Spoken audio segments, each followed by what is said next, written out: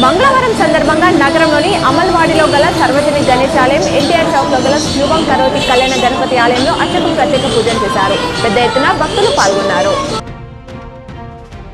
నేడు ఆర్మూర్ ఎమ్మెల్యే పైడి రాకేష్ రెడ్డి మాక్లూర్ మండల ఎంపీడీఓ ఆఫీసులో కళ్యాణ లక్ష్మి చెక్కుల పంపిణీ చేశారు.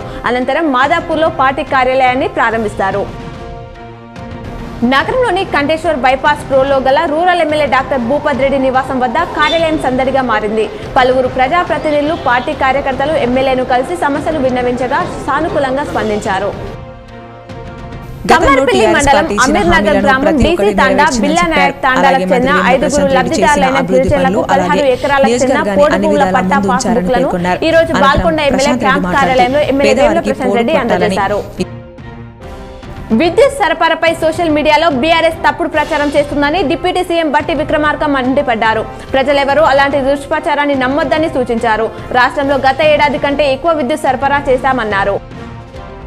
నిజామాబాద్ కమిషనరేట్ పరిధిలో మరో 4 సీఐలు బదిలీ అయ్యారు. Nizamabad south rural CI Venkatanarayana traffic విభాగానికి బదిలీ కాగా సౌత్ సీఐగా వెయిటింగ్ లో ఉన్న ఎన్ సురేష్ నియమితులయ్యారు. తాజాగా దర్పల్లి సీఐగా సురేందర్ నియమితులవ్వగా తిరిగి ఆయన్ను సిసిఎస్ కు బదిలీ చేశారు.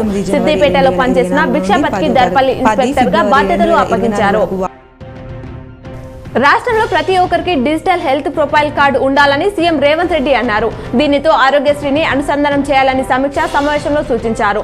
మరోవైపు ఆరోగ్యశ్రీకి తెల్ల రేషన్ కార్డు తప్పనిసరి నిబంధన సడలింపును పరిశీలించాలని అధికారులకు ఆదేశించారు.